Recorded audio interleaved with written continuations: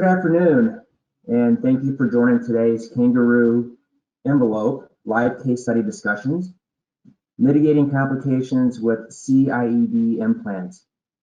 Today's panelists are Dr. Simon Okewole and Sunil Kapur. Dr. Okewole is the Chief Executive Officer at the Heart and Vascular Clinic of West Tennessee, and Dr. Kapur is an instructor of medicine at Harvard Medical School, Brigham and Women's Hospital. The format for today's event will be as follows.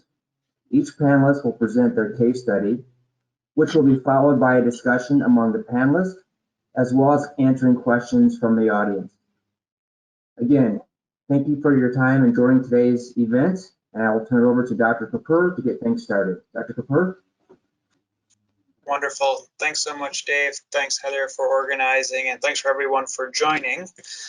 So like Dave mentioned, we're going to start off by talking about a case using the Kangaroo envelope in kind of a routine clinical practice. And the case is that of a routine generator change. And my hope is that by going through it, we can tease out some of the reasons why I thought it was a helpful choice in this clinical scenario. If we go to the next slide, please. These are some disclosures, which we can click through for the next slide, please. So the case is that of a 35-year-old woman. She had a history of type 1 Brugada syndrome. Her story begins about 7 years ago. She had, unfortunately, an out-of-hospital cardiac arrest, was at that time diagnosed with Brugada syndrome. Her EKG you see on the top right part of the screen. At that point, she had a BMI of 25. There was some discussion about the best approach, and one of my colleagues at that point placed a subcutaneous ICD. They implanted it via a 2-incision approach, which was being developed at that time, and they placed the generator in the subcutaneous position. You can see the chest x-ray. It's actually an x-ray taken a couple years later after the implant, but the general nature of where the device was placed. As the name suggests, the original implants of subcutaneous defibrillators were placed in the subcutaneous tissue, although now we probably put it closer intramuscular in the muscular envelope. But regardless, you see that it's in the subcutaneous space as it was implanted originally 7 years ago. At that time, they did a DFT test, and the shock impedance was 81 ohms, which was acceptable. The DFT at the lower joule, the 65 joule, was successful. Then she did well.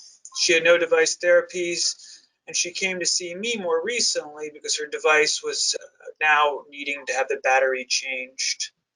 The one other thing that she had noted is that the device was no longer as comfortable as it had been, and had moved a little posterior and a little lateral. She, like many of us, has gained a little weight over the years, and it would move it into a little bit of a different spot. So if we go to the next slide. So we brought her in to the lab for a routine generator change. We did general anesthesia for her.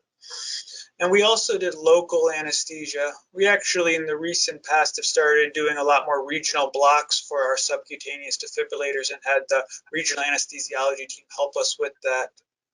We made the lateral incision, and there was a mild kind of layer of capsule over the lateral aspect of the generator, kind of touching the subcutaneous tissue. We kind of worked through that, meticulously trying to avoid damaging the lead, and removed the generator. And what we saw medial to the generator, kind of opposing the muscle, was a very dense fibrous capsule, and it actually had some degree of calcification. On the right, there's some slide. Their slide shows some examples of thin typical capsule versus a more massive layer of scar tissue. Now, this is taken from the literature because unfortunately I didn't take a picture of this specific case, but I think we're all pretty familiar with these kind of routine capsules we see and very much can see and feel and appreciate in our hands or against a Bovie tip what is denser and what is more calcified and what is the more thin layer. Regardless, we tried to actually poke a little bit at the medial aspect of the capsule, try to remove some of it, but it was densely adhered to the muscle and was causing a significant amount of bleeding. So we more or less left it intact. We placed a new generator in, we closed the first layer, and then did a DFT.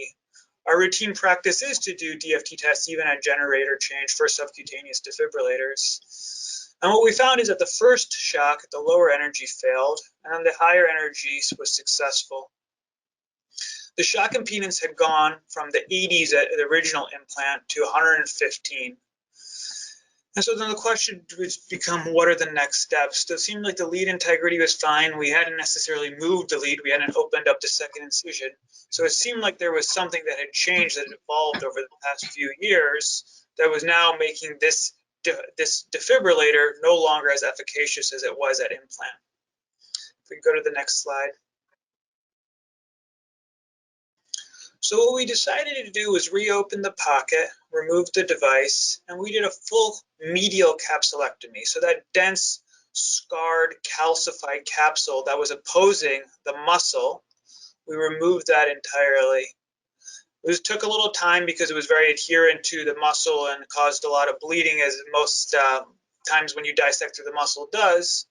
But then we created an intramuscular pocket. And when we created the intramuscular pocket and developed hemostasis, we decided to use the Kangaroo pouch. We closed the first layer and then again did DFTs. And at that point, the 65 joule, the lower joule shock was successful, and the shock impedance was down to around 62 ohms. I'm showing here on the right side is the X-ray. On top is the one I previously showed you, which was taken a couple years between the first implant, the original implant, and the generator change. And then the one on the bottom right is that of taken right after the device had the battery change. And the only point to make is that now you can see the daylight between the thoracic cavity, the rib cage, and the device is small, much smaller. We're right up against the muscle compared to where we were before. We go to the next slide. So in terms of how to use the Kangaroo, people are familiar with this, but we first soak it in a solution. I soaked it in a vancomycin solution for antibiotics, at least my opinion. My thought is that that might allow for the antibiotics not only to be irrigated in the pocket to prevent infection, but also have some degree of a depot type effect. But it also, as people are aware, softens the fabric and makes it more usable. This is taken from the literature, again, of people reporting using the Kangaroo for this, but we also used it because it does provide a couple of good anchors to form a capsule. Like I mentioned, the patient had found that it had migrated over time and was a little uncomfortable. And so in using it, and there are different ways to go about it, it allowed us to create almost a purse that would keep it in the desired position. And I've found, as I'm sure many people have encountered, that especially with women with bra straps, it's very, you have to be very careful in terms of how you position the device and kind of do some more pre-procedure planning than you would think. And so that allowed us not only plan where we wanted to put it, but make sure we kept it in that spot. To go to the next slide. But the real reason that I wanted to use the Kangaroo in this condition, in this clinical scenario, was of course for position, like we mentioned, was of course for pain and trying to keep it comfortable, was of course for infection, but also because I thought it would help with the potential problem. And that really comes from this literature, which is shown here, that I think many people are familiar with. This is a figure taken from a study where they looked at 25 consecutive subcutaneous defibrillator generator changes. And what you see here is the shock impedance at implant on the left, and then on the right at where the shock impedance was at the time of the generator change. And what we see is that there is a systematically, on average, an increase of around 25% in the shock impedance between the original implant and at the time of the generator change. And what's shown in the red dots are the 4 out of the 25 patients that had a failed DFT at the time of generator change, which is a relatively high percentage. Now there is one at the bottom, a red dot at the bottom, which is probably a different scenario where maybe the lead was damaged, so we could kind of put that to the side. But still, a high percentage of patients fail their DFT. And that is potentially concerning, and potentially because that medial capsule that's scarred, that's calcified, might actually be an impediment for the shocking vector. And what the authors here found was that by repositioning of the pulse generator and or capsulectomy at the pocket site, you were able to then restore the shock impedance to a more reasonable level and allow for the DFT to be successful. So it does hold together that eventually a very scarred medial capsule interferes with the shock impedance, interferes with the shocking vector, and over time can interfere with the defibrillation threshold. Next slide, please. And so that's one of the reasons that biologically we might think that the kangaroo would be helpful in this scenario. As we know, this porcine extracellular matrix that remodels into a systemically connected vascular tissue hopefully would resist calcification, resist that dense fibrous capsule from forming, which hopefully will protect the defibrillation vector, the shocking vector, over time, specifically important for the subcutaneous defibrillator. Like we mentioned, I think the Kangaroo can help stabilize the device and hopefully reinforce the pocket, prevent some movement, especially as young people, their body changes. I think also very, very hopeful that this young person was going to need many, many generator changes as time goes on, and that this was an incredibly long, arduous, painful, painstaking procedure that hopefully would improve it over time and for next and subsequent generator changes. And I think, like I mentioned, she was quite uncomfortable from the site, and hopefully a vascularized tissue pocket might enhance patient comfort. With far more patients that have discomfort at the subcutaneous defibrillator site than at the prepectoral sites. So I think things that we can do at that site to protect the shocking vector, protect the pocket from migration, and protect from avascular tissue causing discomfort is important. Next slide, please. So just to wrap up, I think the reason that the Kangaroo was helpful in this scenario, in my opinion, was that the main problem here was that we had worsened DFTs, we had a worsened shock impedance, and I think because of calcification, capsule formation, and at least hopefully the biology of the Kangaroo would prevent that from happening going forward, so that we can hopefully say the next time we do a generator change that we won't fall into the same problem. I think that, like I mentioned, helps anchor, stabilize the device for migration, hopefully allowing for more patient comfort. And I will say that she is far more comfortable in the current position, and it stayed in the current position based on how we tacked it down in the Kangaroo pouch. And then hopefully help long-term pocket health. She's going to be having this for a number of years, hopefully reduce the risk of infection. So I think if we go to the next slide, I'll stop there and be happy to take any comments or questions that people have about the case. Great, thank you very much, Dr. Kapur. And before we jump into the questions, Dr. Okewole, do you have any commentary you'd like to add regarding the case? Well, actually, I had a quick question to ask. So Sunil, when you actually place the Kangaroo and position it in the pocket, is it two separate incisions that you're making and then wrapping the suture around the body of the Kangaroo to kind of anchor it in place? Or because I saw the diagram that you had, and I think one had two incisions or two suture points on top, and there was one that actually had the suture going across the body. How exactly did you kind of anchor it in position? So the way that I've been doing it, and it kind of depends, of course, on the exposure and whatnot, is I will put the device and as much lead as is possible in the Kangaroo pouch. I want to protect any foreign body from the patient's body by putting it all in the Kangaroo. I essentially then close the Kangaroo by suturing it while it's outside the body. So I kind of close the top of the purse, so it's kind of a sealed package. Then I put it into the body, and I'll try and strategically, as you're very well aware, you can kind of tack it down. You're not restricted to the anchoring sites that are on the defibrillator canister.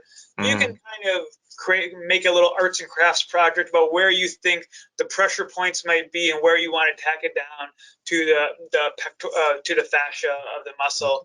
So based on what exposure I have, I kind of make that little package that's fully wrapped up, and then I kind of tack it down in certain spots that I think are easy to get to, as well as important in terms of how it would swing when the person moves. Okay. And the reason why I ask is, for me, we started implanting sub-Q ICDs probably maybe 5 or 6 years ago. So in terms of getting to the point whereby the generator changes, I'm looking at another 2 to 3 years. And so probably 2022 going into 23 is when I expect those initial implants that I put in to actually start coming back. And, as time goes on, like you said, the issues in terms of just changing body habitus, body weight, migration of the device, those are things that are very important. And I think more so than anything else, and we had actually kind of talked about this the last time we had this discussion, was the pocket with those sub-Q ICDs, what makes a difference more than anything else. Okay. Yeah, no, I think you're right. I mean, it's a problem that I think we're just realizing, like you said, we're kind of all aging into the era where we're going to be doing more and more generator changes depending on how the battery health is. And, a lot of these patients were pre-selected for subcutaneous because they were young. Exactly. So we're going to have to deal with this problem not once, not twice, but hopefully for the patient's sake, many times. Yeah. Great. Well, I do have a number of questions from the audience. The first question, Dr. Kapur, is, how do you decide to use an envelope? Are there certain patient characteristics that you consider for selecting an envelope? Yeah, I think that, obviously a great question. For the subcutaneous defibrillators, because like we were just discussing, the canister itself is an important part of the shocking vector, which goes without saying, as well as it appears to be susceptible to calcification and capsule formation. The actual point of the device is to be a defibrillator, and that defibrillator function is susceptible to calcification based on some of the literature that we discussed. I've been pretty routinely using it for people at the time of subcutaneous defibrillator, either implant or generator change. I think it's a helpful tool for that type of defibrillator for sure. In terms of using it outside for other pre-pectoral or kind of other kind of more traditional shoulder canisters, I think we're probably going to be talking about that more throughout the afternoon. But I think there are some patients that very much I feel like it's helpful for. Thin patients where allowing for vascular tissue to form to prevent erosion, I think it's a super helpful indication there.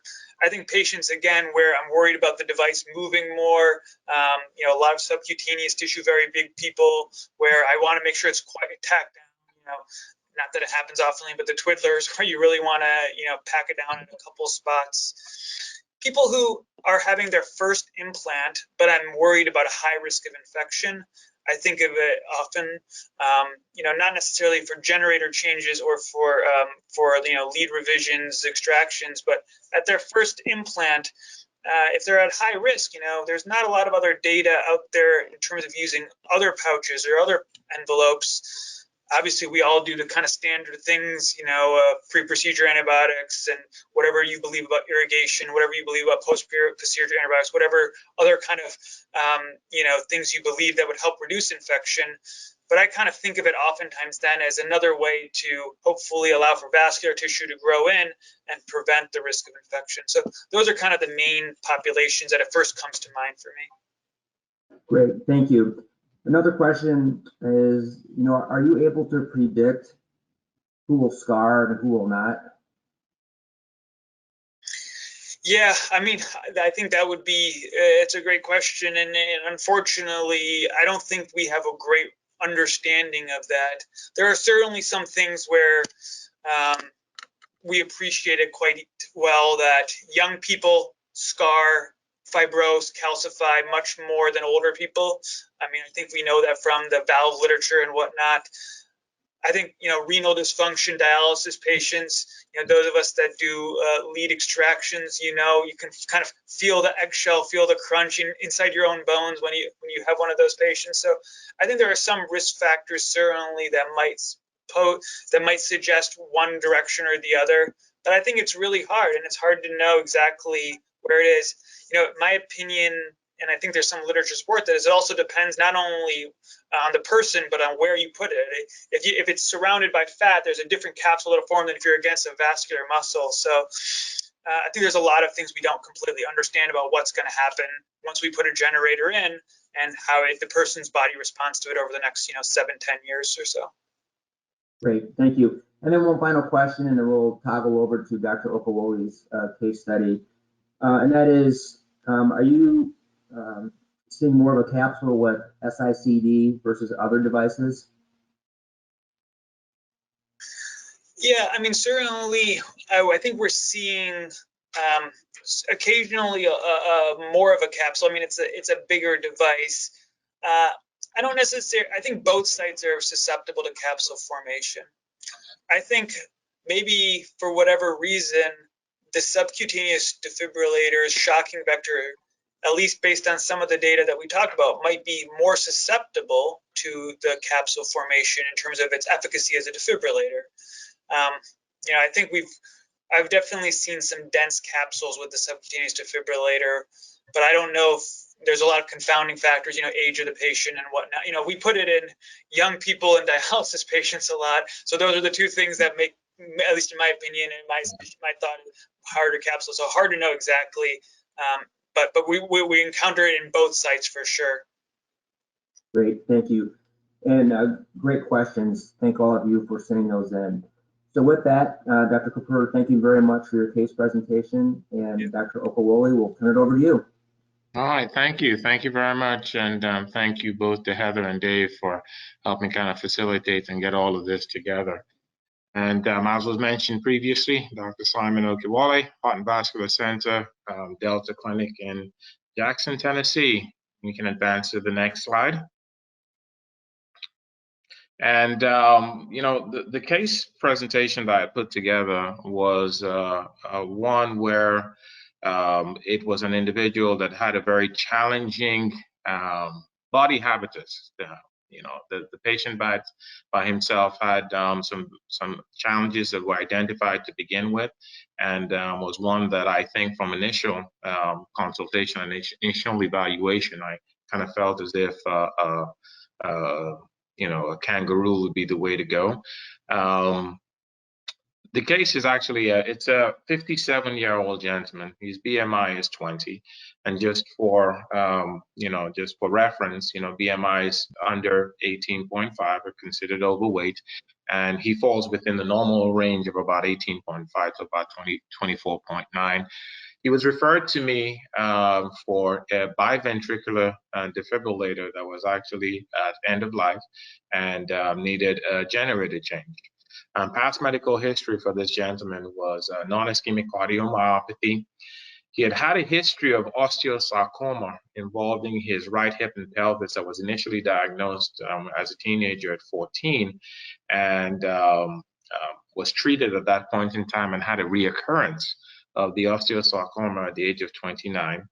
Also a history of hypertension in his late 20s, early 30s, was diagnosed and started at that point in time on hypertensive medications. And then in 2007, was diagnosed with spindle cell carcinoma of the stomach in 2007, and unfortunately had to go through another round of treatment for malignancy. As a result of the carcinoma of the stomach, he also developed iron deficiency anemia, had some transient issues with malabsorption, as well as leukopenia, and overall had some issues with an immunocompromised state as a result of both the chemotherapy and the radiation therapy that he had to undergo. Past surgical history is relevant for a biventricular ICD, which was a Boston Scientific device that was placed in August of 2011. And the initial implantation at that point in time did not involve use of a Kangaroo or any kind of antibiotic pouch. At the age of 14, he did have a resection of a portion of his right pelvic bone for the osteosarcoma. And unfortunately, had to have a right above the knee amputation at the age of 29 for reoccurrence of the exact same osteosarcoma on that side. In 2007, after being diagnosed with the spindle cell carcinoma, he had to actually have a subtotal gastrectomy and also lymph node resection that involved about 75% of his stomach being resected and a significant portion of the abdominal lymph nodes. He had radiation therapy, both in the 1970s as well as the 1990s, as well as the second round, or actually third round of radiation treatment in 2007 for the gastric spindle cell carcinoma. Medication-wise, he was on heart failure medications and had been religiously taking them since about probably 2006 onwards, and was on Coreg, Ramipril, spironolactone, amiodarone for transient issues with atrial arrhythmias, and at some point in time was on and off again use of medications to help boost his immune system. Next slide, please. So the office consultation, like I previously mentioned, was, and this is exactly how my nurse practitioner mentioned it to me, it is just a routine biventricular generator change. And it's a quick in and out. And whenever I hear that, it automatically conjures up all kinds of images, both from residency and also in terms of past experiences. And it never, ever ends up being that way. Now, issues of concern, when I heard his history of, the malignancies, as well as the issues of malabsorption, I was curious as to, from a wound healing point of view, how he had done previously. And at least from a chart point of view, things appeared to have gone appropriately well. Despite the iron deficiency, anemia, despite the issues with malabsorption and also muscle wasting, the patient was acutely aware of the need to keep up with his nutrition and also to be as healthy as possible and also as compliant as possible, which are all things that kind of factor in. But the first thing that I noticed on inspecting the pocket was that as a result of, even though his BMI was within the appropriate range, as a result of just, just being a little bit on the lighter side in terms of weight and muscle mass, the skin surrounding both the generator as well as the leads was extremely thin.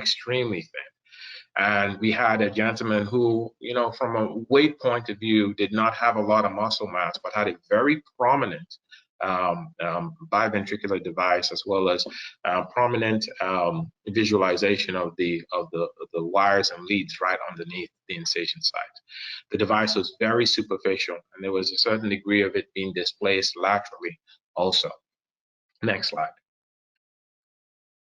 Now, this image is not the image of the device, but this is a stock image that I was able to essentially gather and grab that was very similar to how my patient presented. And so we have a gentleman who needs this in terms of a generator change, but on visual evaluation, the first thing that comes to mind is how thin the skin is over the generator, as well as how thin the skin is over the leads themselves. And my discussion with him was lengthy, and it involved an understanding on his part about the implications of both the superficial nature and the thinned out portion of his skin, and also my plan of how best to approach this, and the implications of a young gentleman who is in his 50s, who we expect as time goes on is going to need several other generator changes, and how it's important for us at this point in time, because we didn't have the option when it was initially put in, or he wasn't given that option of having something such as a Kangaroo placed to help minimize some of the pitfalls that we may see post-op in this kind of patient. Next slide. So the Boston Scientific biventricular device, for in terms of dimensions for it, it's about a 6.2 by 7.95 centimeter in terms of the device itself. And for this, the recommendations will we use an extra large pouch, which is a 6.9 by 9.5, which gives us more than enough area to kind of not only accommodate the device itself, but also accommodate the leads, and allows us to at least have an excess portion to provide a degree of, essentially just an area of just appropriate growth in the pocket. So it's not just the leads as well as the generator itself that would be appropriately placed in the device, but the excess portion of the pouch also is in the pocket and allows and promotes for good pocket growth and also healing. Why did I decide to go with the Kangaroo? Well, I kind of mentioned that previously, but also, the extracellular matrix that is generated as a result of the pouch helps also reduce the issues of readhesion of the lesions to the pocket itself. And in a gentleman like this, where the skin is so thin and there is a higher chance of lead erosion associated with, post-surgical, post-op, I should say, having something that provides just an extracellular matrix and also provides for appropriate pocket, healing helps minimize the chances of also lead erosion at that point in time, as well as also the generator erosion too. Next slide. All right.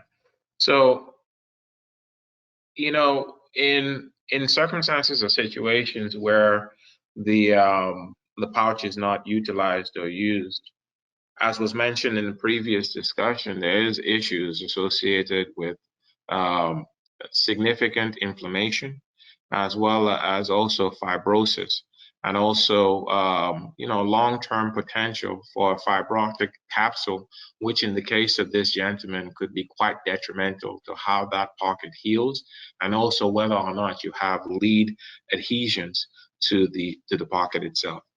So having the Kangaroo actually helps promote and simulates appropriate healthy tissue formation, and it also cuts down on the chances of the lead adhering to the pocket itself and potentially eroding through that thin skin.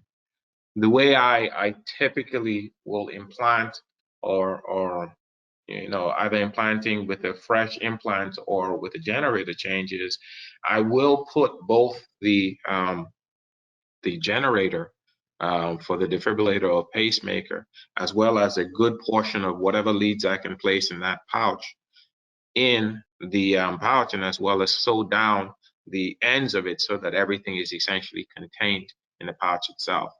And as an individual who also explants devices, the healthier I can get that pocket, the less issues I will have to deal with, both at generator change and, God forbid, if we have an issue of extraction at some point in time for whatever reason. And in this gentleman who is 57 years old, we expect that this is not going to be the last device that he has. We expect that in the future, he will have a generator change. We will have, to go back into that pocket. And at that point in time, whatever we can do to minimize the amount of adhesions between the leads as well as the pocket, the better it is. The other implications of that is this. My average generator change will take about half an hour to maybe 40 minutes. This case by itself took me almost 2 hours. And the biggest challenge that I had was in terms of having to pry the lead from the pocket without causing perforation through the skin, and also trying to minimize the amount of damage that I cause on the lead itself. There's no getting around the adhesions. There was no getting around the adhesions for him between the lead and the pocket. That was something that we had to tackle. And we were fortunate that despite that pocket being so thin, we did not have any compromise in the, the most superficial portion of the pocket of the tissue itself. And so once I was able to carefully tease out the lead itself, I wanted to make sure that, one, the leads were in the Kangaroo pouch, and also that the leads were actually behind the pulse generator, so they were not as superficial. And that also helps minimize the chances of pocket erosion and also promotes a good healthy pocket. Next slide, please. All right. And like I'd mentioned, it was an unusually long procedure time. And the biggest issue was just the degree of adhesions involving both the leads and the existing pocket. And, halfway in between the case, the one thing that I kept on saying over and over again to staff was, I think this would have been very, very different in terms of circumstance and situation if pouch was used in the first place, because just the sheer amount of time that it took for us to tease out the lead from the pocket itself, just because of that adhesion, was what added time to the entire case. And as all you implanters know, the longer that pocket is open, the more chances you are susceptible to infection, period. So the faster you can do the procedure, the faster you can close the pocket, the better it is overall for both you and the patient. The biventricular generator by itself fits appropriately with the leads in the extra large pouch. And, my technique is to try and put both the generator as well as the leads as deep down into the newly created pocket as much as possible. In this gentleman, we were somewhat, limited by how much more room I could make in the existing pocket, because it's not as if he had a lot of tissue that I could hide the device under. But in addition to obviously taking out the capsule, removing the adhesions between the lead and the pocket, I also extended the existing pocket to a little bit more of a medial location so as to kind of bury the entire pulse generator and leads a little further into the pocket. For my generator changes, because I want to minimize the amount of damage I potentially could have on the leads, I tend to use a plasma blade, which helps minimize the amount of electrocautery damage that potentially could be made on the leads. And in this case, it was invaluable, because there's only but so much you can do in terms of manual dissection with either your finger or with a utensil. And at some point in time, you're going to have to kind of use Bovie. So I ended up using a plasma blade to kind of help minimize the amount of damage directly to the lead. The patient did well in terms of the procedure, despite being a little longer than what I traditionally would have for a generator change. My practice is typically to see patients 2 to 3 weeks afterwards, and then 7 weeks post-op. And the patient did well and progressed very, very well, and also was very appreciative of the fact that the newly placed pulse generator and leads were not as superficial and not as obvious as before. Next slide. All right. And I think that's pretty much it in terms of the case presentation. I'll take any questions that you guys have. Great, thank you very much, Dr. Okewole. And again, yes, if you'd like to ask a question, the chat button is in the upper right-hand corner. Dr. Kapur, any commentary you'd like to share? Yeah, thanks. It was a great case and highlighted a lot of good points about the Kangaroo. One question I had was, when you're using the Kangaroo at the time of a generator change, do you feel obligated, or do you feel it's helpful to do a full capsulectomy? I mean, if you put the Kangaroo within a preformed capsule, is there the same benefit, a different benefit, or nullifying some of the benefit, or how do you feel about that? And I guess related is, do you, in a case like this, do you say, all right, I'm just going to make a new capsule, kind of a subpectoral, a new pocket subpectoral, put the Kangaroo there? What are your thoughts about how to use it in the setting of a prior capsule there? Yeah, so, for me, for my generator changes, I always at least do a partial capsulectomy. At least a partial. And to be quite honest with you, the vast majority of the times I'm removing almost all of it, or if not close to all of it. And for me, my school of thought, my training was, if you're doing a generator change, as much as possible, you want to make sure that you have as much healthy tissue in the pocket. And that part of that healthy tissue is in terms of promoting, appropriate blood supply and also making sure that that area is appropriately vascularized. And when you have the capsule by itself, I think resecting it and creating kind of a fresh start, especially in the context of putting in a kangaroo, has been beneficial for me. So that I will at least do a partial, and the vast majority of the times I almost do a complete capsulectomy. Yeah. Great. So a few questions from the audience. The first one is, and maybe you both can address this since you hit on the fibrotic capsule, especially during the change outs as you discussed. Do you believe there's a trend, or are you seeing a trend in your own practice or amongst your colleagues of using an envelope like Kangaroo for de novo patients based on some of the characteristics? Well, for me, I tend to have the approach of I would have to find reasons why I wouldn't use it.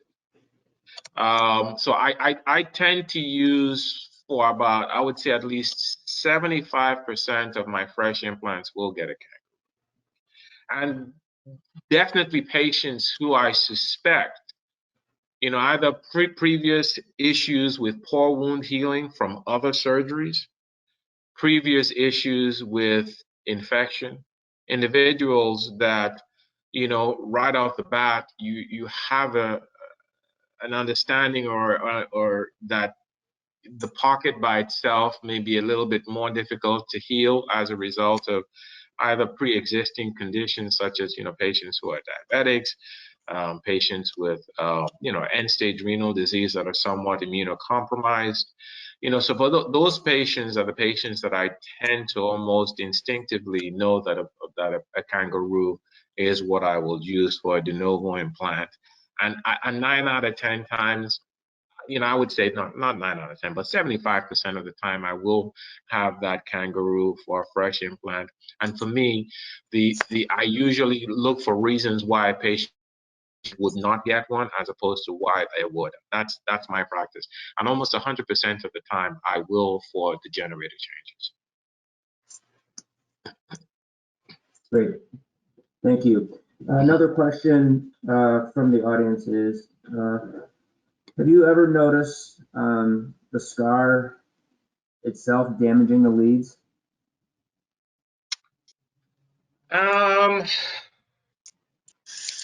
mean, not the scar itself. I mean, I have had one patient I've actually had two patients who were real bad keloid formers. And for whatever reason, the scar or the incision, and I guess we're talking about the pectoral incision. Yeah, the pectoral incision was extremely prominent from keloid formation, and that incorporated itself into the portion of the suture sleeve and caused a lot of pain for that patient. And so I was not the initial implanter. It was actually one of my partners, but because of the persistent pain and issues she was having, they had referred her to me for a pocket modification. And what I ended up doing was, right off the bat, the discussion with the patient was, I got a sense that that was probably the issue, that because the area of concern was an area that was a real prominent keloid that had formed an incision, and that was where she had pain. And if you pushed down, you could actually feel a portion of the suture sleeve. So my discussion with the patient was that I was going to go in, we're going to go along the same incision, but I actually kind of excise a portion of the keloid. We were going to have to bury the suture sleeves a little deeper, and then I ended up putting in a kangaroo over that site, which is over the suture sleeve, and that actually helped, essentially form a barrier, an additional barrier.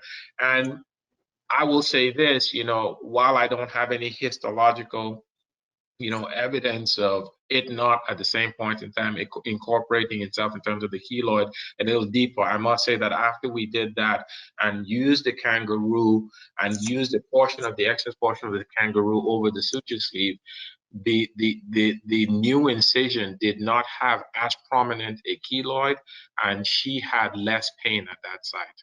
And so that worked for me. Great, thank you. Another question, do you find that patients who have had Kangaroo have less post-op discomfort versus those that have not? I really and truly have not tracked that. Whilst pain and discomfort is one of the things that we always talk about, and it could be a harbinger of, things brewing in the pocket. I honestly and truly have not tracked that. I will say that from an inflammation point of view and healthier pocket itself, I have found that in my patients that I've used the Kangaroos on, I do have a lot less issues associated with significant inflammation and swelling at the pocket site. And sometimes that inflammation as well as swelling can be quite painful because, that area, especially right underneath the collarbone, is awfully sensitive. And people don't realize exactly how sensitive that area is until you have surgery on it. So the discomfort and pain, they may, express a little less of it because there's a little bit less inflammation and swelling. But pain per se at the incision, that's not something I've, tracked. And I don't know if you have a different experience, Sunil, on that in terms of just pain with the Kangaroo. Yeah, I would agree that it's hard to know. There's so many other factors going along with discomfort at the site, but I do very much get the sense that patients with the Kangaroo, they have pretty long-term, the healing of the pocket seems like it happens at a faster rate than for some people who don't. And I think the long-term discomfort of, all right, I can feel the corner of my device is a little bit better. So again, very qualitative, but I do think people that are exquisitely worried about pain, tenderness, both in the immediate post-op healing and then long-term from having that device in them, I definitely think of that as a reason to, well, maybe we should pull for the Kangaroo for that person. Yeah. Great. Thank you very much, Dr. Okewole.